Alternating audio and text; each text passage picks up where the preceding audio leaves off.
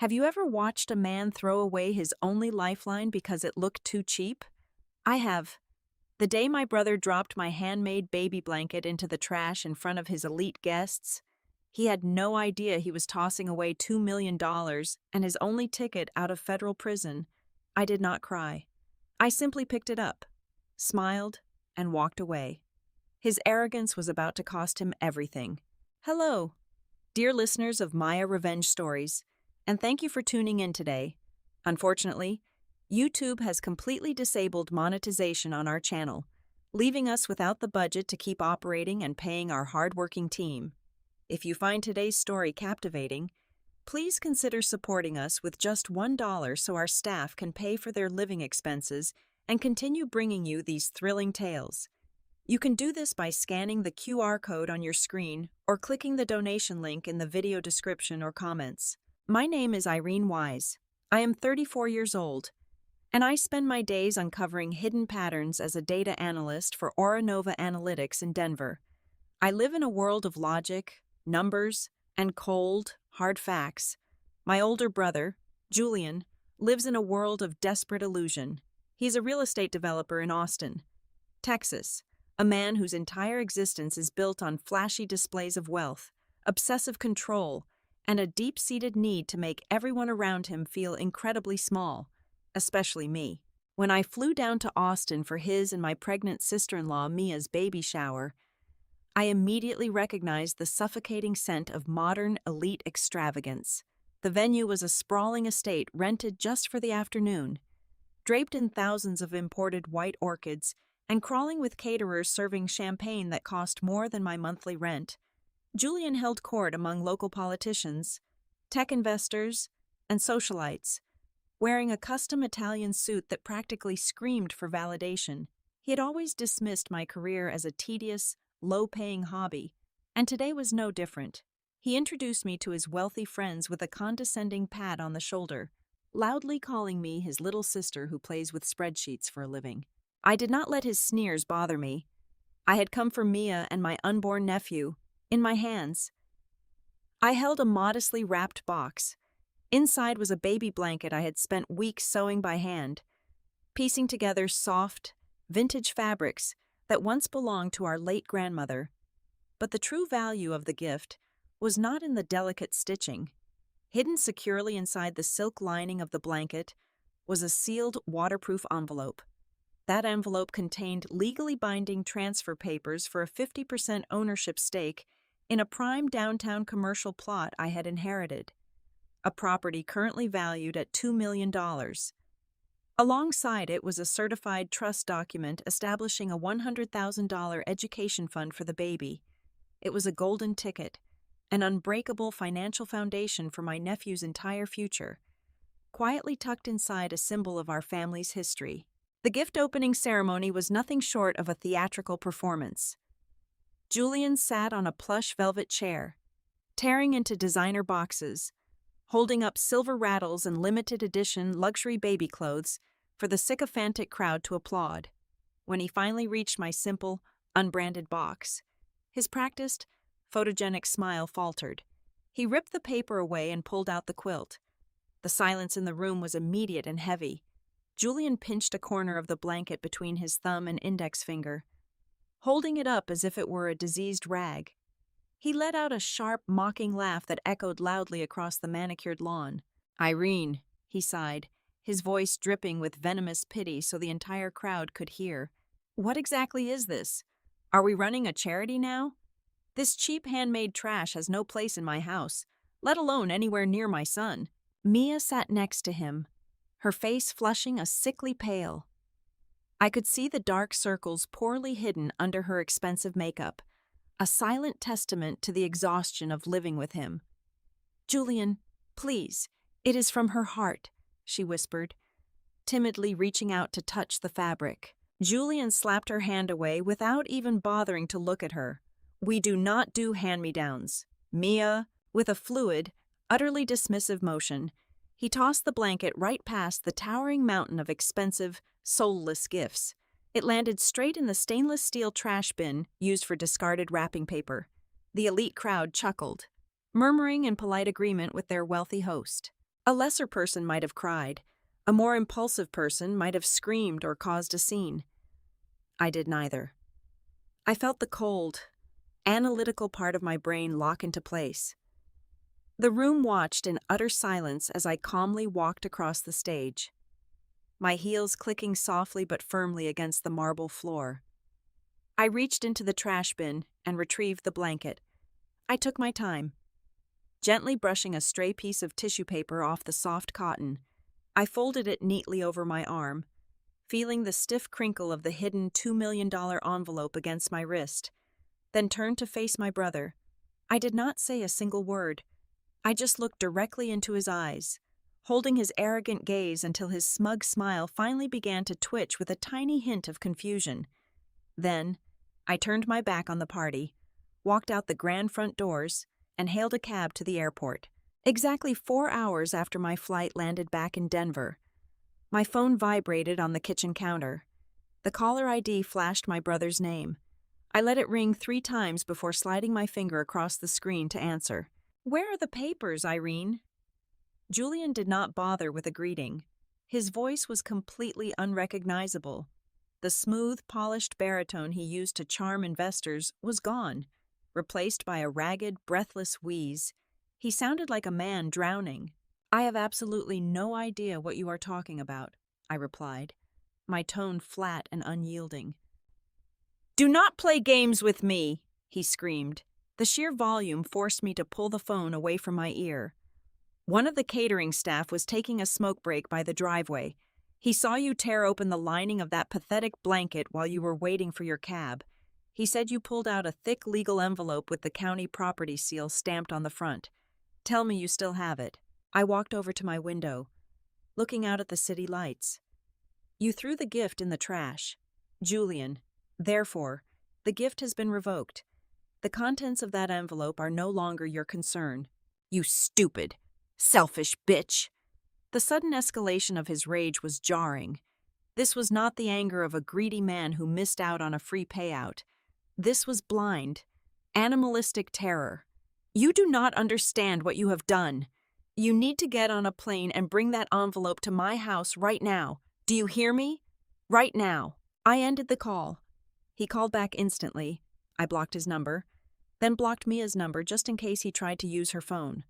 My mind, trained to find anomalies in massive data sets, immediately flagged his reaction. A wealthy, successful real estate developer does not scream in sheer terror over a revoked gift, even a highly valuable one. Something else was happening beneath the surface. I did not go to sleep. Instead, I drove straight to the Aura Analytics building. At 2 o'clock in the morning, the office was deserted and silent. I booted up my triple-monitor workstation, bypassing the standard commercial databases and tapping directly into the deep-level financial registries I used for forensic corporate analysis. I started pulling every public and private record associated with my brother's name. It took me less than 45 minutes to crack the shiny veneer of his empire. Julian did not own a thriving real estate business. He owned a meticulously constructed house of cards. I traced a dizzying web of shell companies, each one bleeding money into the next. He was shuffling debts from one limited liability corporation to another, taking out new high-interest loans just to pay the minimum balances on older ones. His flagship luxury condo project in downtown Austin had been stalled for 9 months due to unpaid contractor invoices. He was completely broke. He was weeks, maybe days, away from total bankruptcy. But that did not explain the sheer panic regarding my specific envelope. He needed cash. Yes, but real estate transfers take time to liquidate. Why the desperate urgency tonight? I dug deeper, cross-referencing his recent credit inquiries with property deeds in the state registry. Then, I saw it. A massive, short-term mezzanine loan issued exactly 3 months ago by a firm called Vanguard Pinnacle. Vanguard Pinnacle was not a traditional bank. They were a ruthless private equity group known in the industry as corporate vultures. They provided emergency capital at predatory rates and seized assets without mercy the second a borrower defaulted. I opened the digital collateral file attached to the Vanguard loan. My blood ran cold. Julian had not secured the loan with his own properties. because his properties were already leveraged to the hilt. He had secured the loan using my land, the exact same 50% ownership stake of the downtown commercial plot that I had intended to give him today. I zoomed in on the scanned documents. There, at the bottom of the property pledge agreement, was my signature. It was a flawless forgery. Julian had digitally lifted my signature from a family legal document years ago and applied it to this fraudulent contract. He had committed federal wire fraud, identity theft, and grand larceny, all to secure a desperate lifeline from a firm that would happily destroy him. The pieces of the puzzle slammed together with sickening clarity. Julian had known the Vanguard Pinnacle auditors were scheduled to conduct a physical verification of the original property deed on Monday morning. He had been expecting the transfer papers at the party. He planned to take my legitimate documents today, quietly slip them into his files, and present them to the Vanguard auditors on Monday morning as if he had possessed them the entire time. He was relying on my gift to retroactively legalize his felony. When I picked up that blanket from the trash and walked out the door, I did not just take back my gift. I took away the only piece of evidence that could keep him out of a federal penitentiary. By Sunday morning, my phone became an active war zone. Julian, fully realizing the steel trap closing around his neck, went on a desperate offensive. He did what absolute narcissists always do when their control violently slips. He spun a thick web of malicious lies and cast himself as the wounded, bleeding victim. He systematically called every aunt, uncle, and cousin in our extended family. His fabricated story was a terrifying masterpiece of psychological manipulation. He told them I had suffered a severe, unhinged mental breakdown at the baby shower, driven by bitter, lifelong jealousy over his perfect marriage and his impending fatherhood. He claimed I had waved a legitimate legal document in his face, promised it to his unborn child, and then snatched it away in a fit of psychotic rage, effectively stealing an innocent baby's future just to punish him. The flying monkeys descended almost immediately. My voicemail quickly filled with blistering, scolding messages from Aunt Susan, Uncle Robert, and cousins I had not spoken to in over 5 years. They demanded I seek urgent psychiatric help.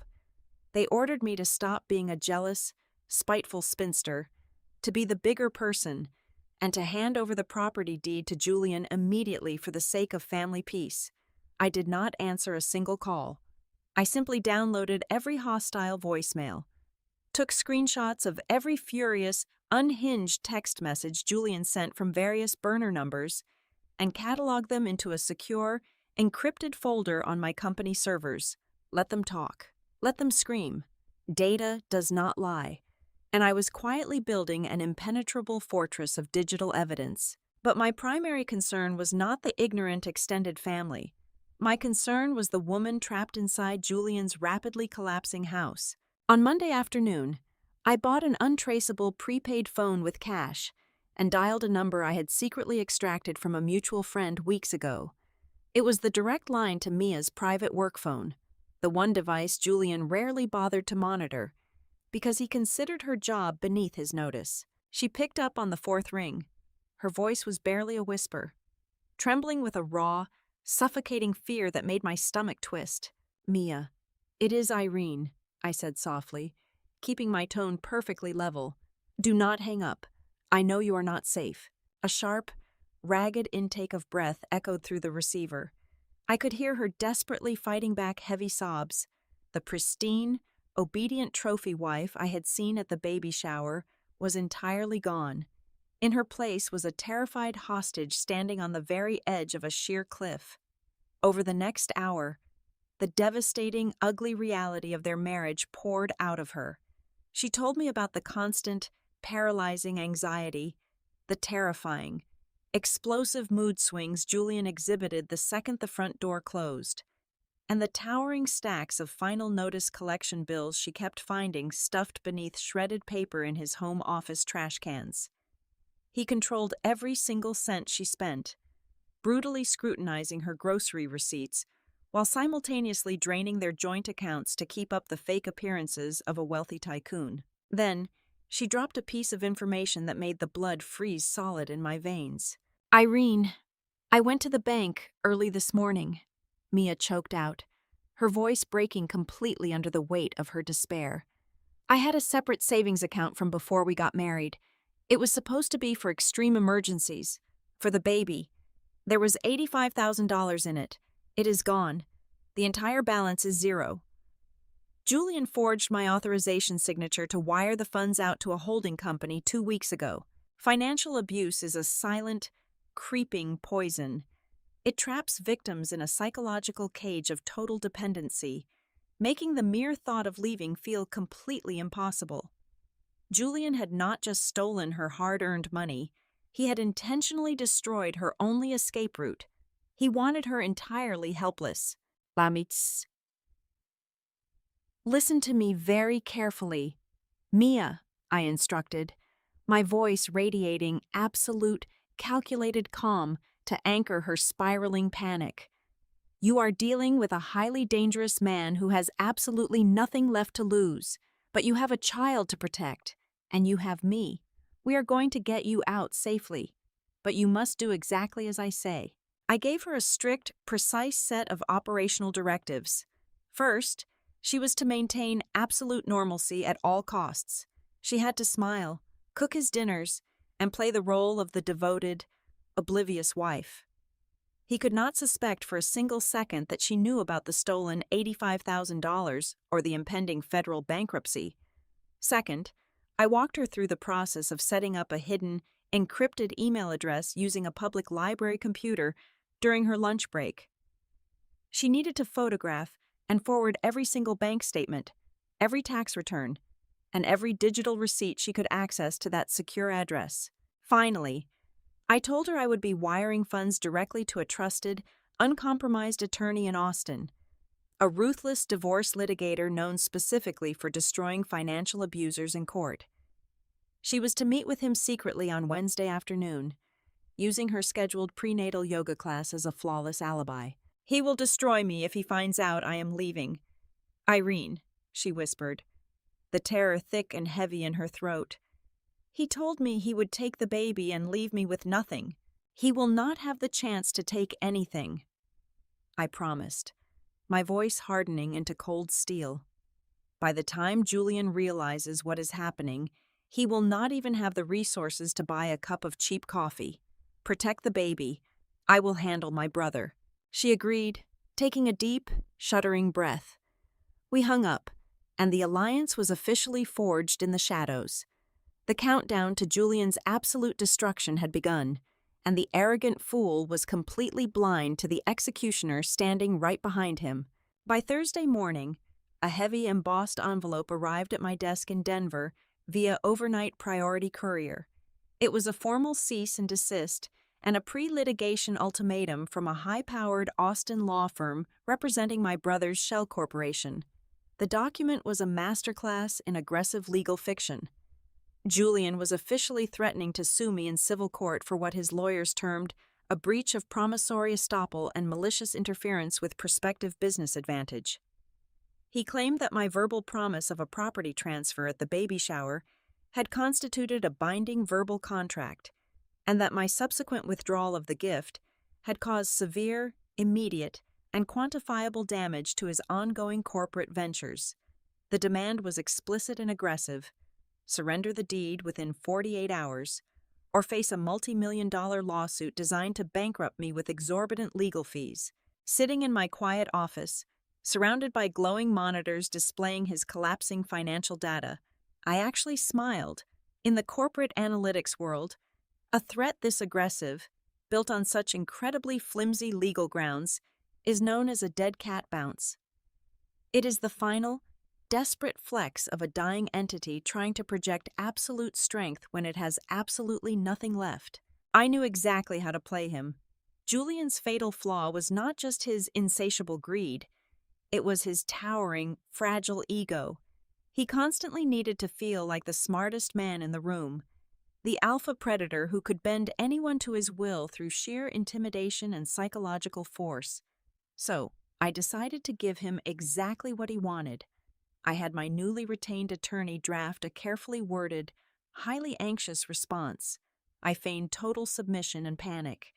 I claimed to be terrified by the threat of a massive public lawsuit and desperately wanted to avoid a prolonged court battle that would ruin my quiet life. I agreed to fly back to Texas on Friday morning for a formal, legally recorded mediation session at his lawyer's office, promising to sign over the property deed and settle the dispute out of court once and for all. Julian swallowed the bait whole, intoxicated by his perceived victory. His arrogance completely overrode any remaining shred of caution he might have possessed. He firmly believed he had successfully manipulated his weak, neurotic younger sister. To him, my rapid surrender was the perfect opportunity to kill two birds with one stone. He needed to prove his financial solvency to the private equity firm before their mandatory audit on Monday morning. So, in a move of staggering, unbelievable hubris, Julian officially invited the senior risk assessment representative from Vanguard Pinnacle to attend the mediation session. He wanted the vulture capitalist sitting right there at the mahogany conference table, ready to witness him taking physical possession of the $2 million asset that would legally validate his fraudulent, massive short-term loan. He thought he was checkmating me in front of an audience. He was actually locking himself inside a burning building and throwing away the key, while Julian was busy picking out which custom Italian suit he would wear to his victory lap. My attorney and I were working late into the night, assembling a devastating counter dossier. We were not preparing for a peaceful mediation. We were preparing for a legal execution. But before I could drop the guillotine on my brother, I had to ensure the innocent bystanders were completely shielded from the impending financial blast radius. Using my own personal funds, I established an ironclad, irrevocable blind trust in the state of Delaware. This trust was specifically designed to be entirely inaccessible to Julian, his aggressive creditors, or any federal bankruptcy court. The sole beneficiaries were Mia and my unborn nephew. I seeded the trust with the $100,000 education fund I had originally planned to give them at the party, legally insulating the money so that no matter how deep Julian's financial crater became, his family would have a secure foundation. Simultaneously, my attorney was securing certified copies of every piece of data I had pulled from the Aura Nova servers. We gathered sworn affidavits regarding the timeline of the forged Vanguard Pinnacle documents. I even expedited a preliminary report from a private forensic document examiner, cross-referencing the forged signature on his collateral file with my actual, legally notarized signature. The discrepancy was undeniable. A clumsy digital copy-and-paste job that would not hold up to 5 minutes of genuine scrutiny. The file we built was a loaded weapon, meticulously polished and just waiting to be fired. On Thursday evening, just hours before my flight back to Austin, I arranged for a specialized, discreet courier service to deliver a very specific package directly to Mia's house. Julian was out drinking expensive scotch with his lawyers, celebrating his impending triumph, so I knew Mia would be alone to receive it safely. It was a simple, unassuming cardboard box.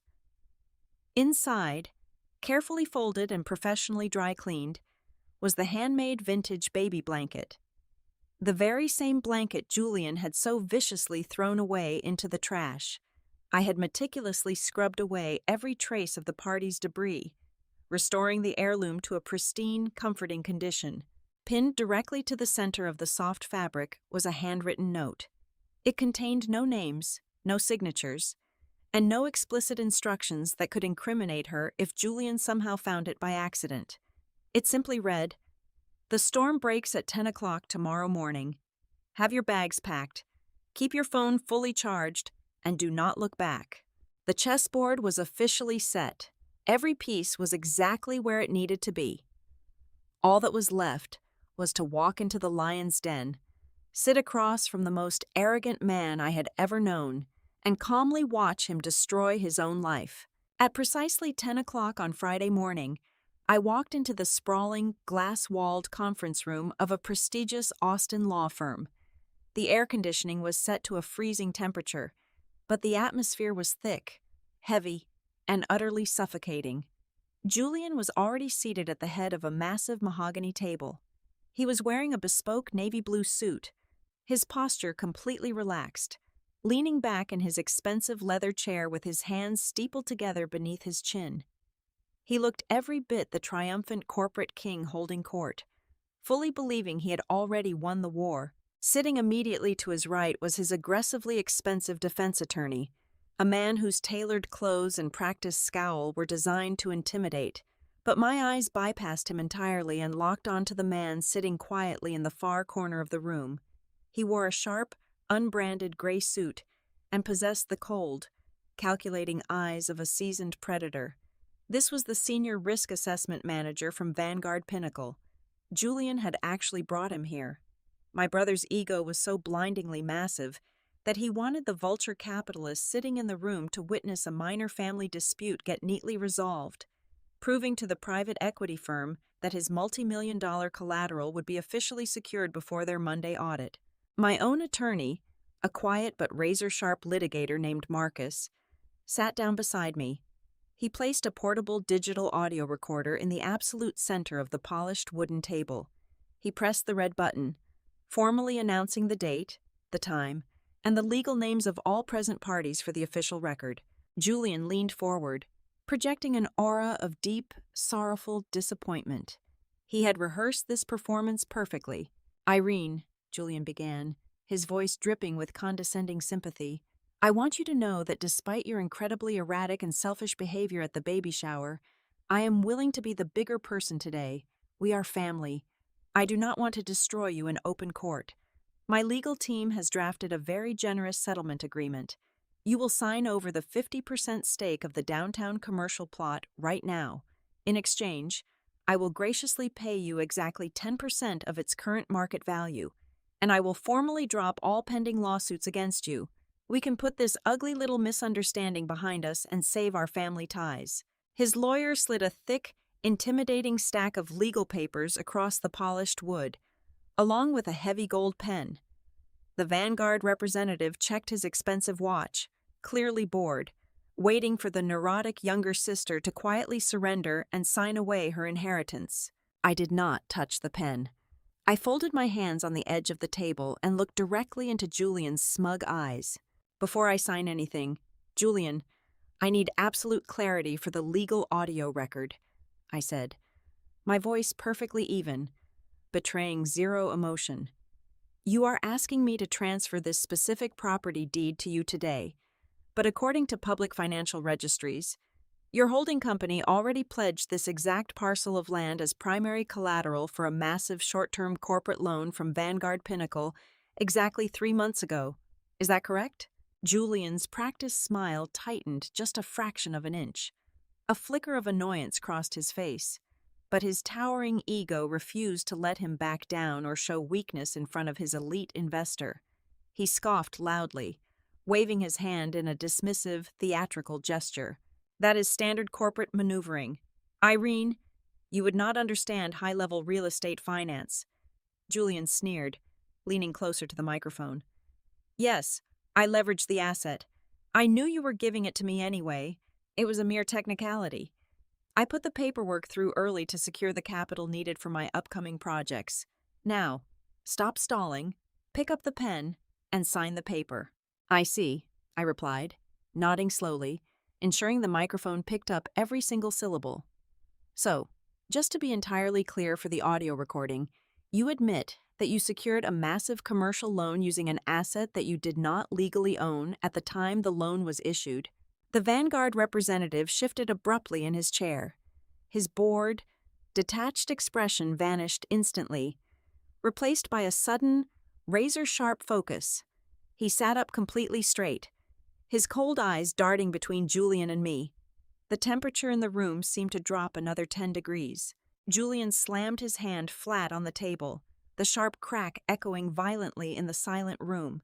"Do not play these pathetic semantic games with me. The asset was promised to me. You signed the preliminary pledge agreement yourself. I submitted that signed agreement to Vanguard 3 months ago. You signed it. Irene, you know you did. Now sign the final transfer and stop wasting everyone's time." The trap had snapped completely shut, the steel jaws locked right around his throat. He had just aggressively confessed to wire fraud and forgery on a recorded legal line, directly in front of the very financial institution he had defrauded. I did not sign anything 3 months ago. Julian, I said softly. I reached down and placed my heavy leather briefcase on the table. The metallic clicks of the latches opening sounded like gunshots in the tense, breathless room. I pulled out a thick, securely bound dossier and slid it precisely to the center of the mahogany table, right next to the audio recorder. What you submitted to Vanguard Pinnacle, I continued, my voice echoing with icy, analytical authority, was a digital forgery. I have here a certified 70-page preliminary report from an independent forensic document examiner. This specific examiner previously spent 15 years working directly for the Federal Bureau of Investigation. The report conclusively proves, through digital artifact analysis and pixel mapping, that the signature on the Vanguard Pledge Agreement is a digital copy. It was lifted directly from a family tax document I signed 5 years ago and illegally grafted onto your loan application. Julian's face drained of all color in a matter of seconds. His arrogant, sun-tanned complexion turned the sickly shade of dirty, wet ash. He opened his mouth to speak, to yell, to spin another lie, but absolutely no sound came out. His vocal cords simply paralyzed. I did not stop. I mercilessly pressed the advantage. I pulled out a second stack of documents, heavily highlighted with complex data charts, and pushed it directly toward the Vanguard representative. Furthermore, I stated, shifting my gaze directly to the investor, as a senior data analyst, I took the liberty of running a forensic trace on the capital your firm injected into his shell companies. You were told the loan was funding a luxury condominium development. It was not. The data proves the funds were immediately dispersed across 12 different limited liability corporations to pay off catastrophic, high-interest debts and mask a total corporate insolvency. My brother has been running a massive financial shell game, and your firm is currently holding a forged, completely worthless piece of paper as collateral. The silence in the room was absolute and terrifying. It was the heavy, suffocating pressure of a bomb that had just detonated, leaving a devastating vacuum in its wake. Julian's aggressively expensive lawyer slowly pulled his hands away from his client's files. He physically leaned away from Julian, distancing himself as if my brother were suddenly infected with a highly contagious, lethal disease. Julian sat completely frozen, the muscles in his jaw locked tight. His chest heaved rapidly as he struggled to pull air into his lungs. The grand illusion of the untouchable alpha predator had been brutally shattered, leaving only a terrified, cornered thief staring directly at his own destruction. The Vanguard representative did not say a single word to Julian. He did not yell. He did not express anger. He simply stood up, his face an emotionless mask, pulled a sleek cell phone from his inner jacket pocket, and dialed a number. "This is Senior Risk Management," the representative said into the phone, his voice as cold and hard as a glacier.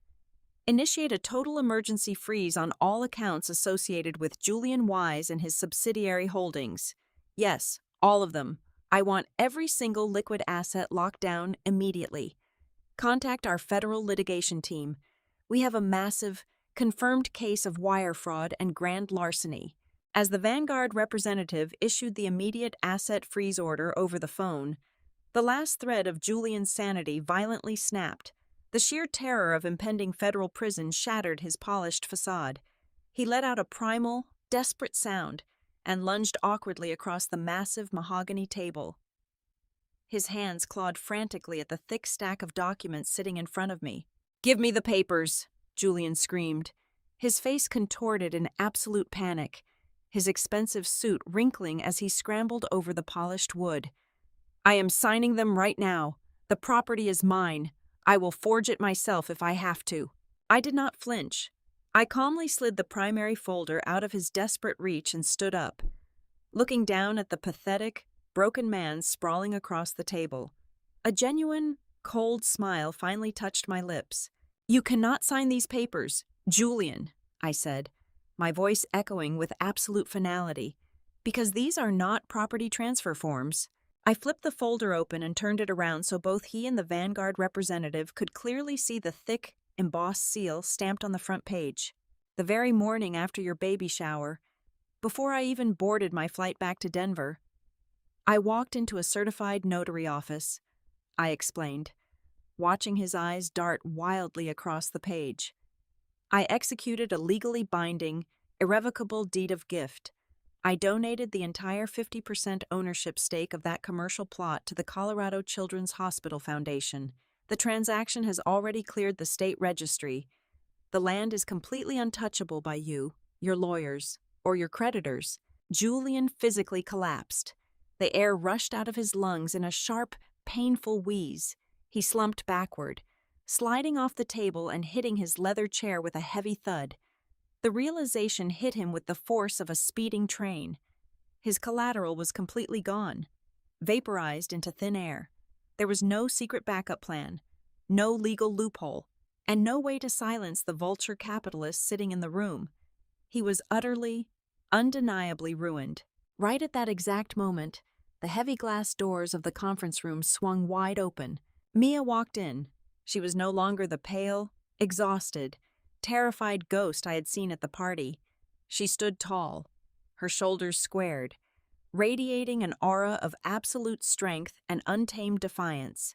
She walked straight past the Vanguard representative, straight past Julian's horrified lawyer, and stopped directly across from my brother. She did not even look at his ruined, tear-stained face. She reached into her designer bag, pulled out a thick manila envelope, and dropped it onto the center of the table. The heavy thud echoed like a gavel striking a judge's block. "Those are your divorce papers," Mia stated, her voice ringing clear, steady, and completely devoid of fear. "And attached to them is a formally filed police report for the $85,000 you embezzled from my private bank accounts. My lawyer is already freezing your remaining personal assets. Assuming Vanguard leaves anything behind, do not ever try to contact me again." She turned around and walked out of the room, leaving the door wide open behind her. Julian buried his face in his hands and finally began to sob. The pathetic, broken sound of a man who had systematically destroyed his own life. Several months later, the legal system moved with devastating speed.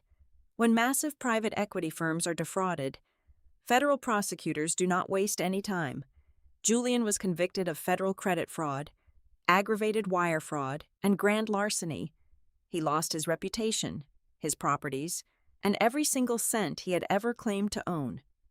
He is currently serving a lengthy sentence in a federal penitentiary, wearing a cheap, standard-issue uniform, entirely stripped of the arrogant ego that had defined his entire existence.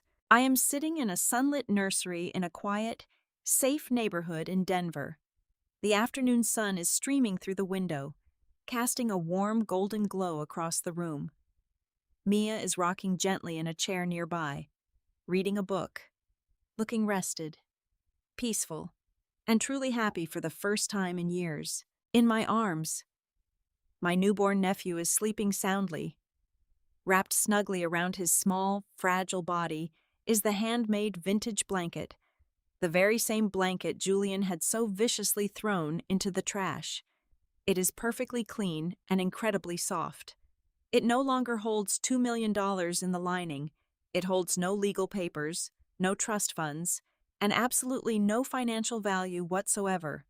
But as I gently trace the delicate stitching our grandmother made so many years ago, watching the baby breathe peacefully, I realize it now holds something infinitely more important. It holds true warmth, absolute safety, and unconditional love. I look down at my nephew and smile, knowing that sometimes the most ruthless boundaries are the only way to protect the things that actually matter. Hello again. Dear listeners, thank you from the bottom of my heart for staying with me until the very end of this incredible journey. I would love to know where you are listening from today, so please let me know down in the comments. If you found today's story engaging and satisfying, please consider supporting our hardworking team here at Maya Revenge Stories with just $1. Your kindness helps our dedicated staff pay their living expenses, feed their families, and ensures we can keep creating more high-quality stories to entertain you. You can easily do this by scanning the donation QR code currently on your screen or by clicking the link provided in the description or the pinned comment below. Thank you so much for your generosity. Stay safe, and I will see you in the next story.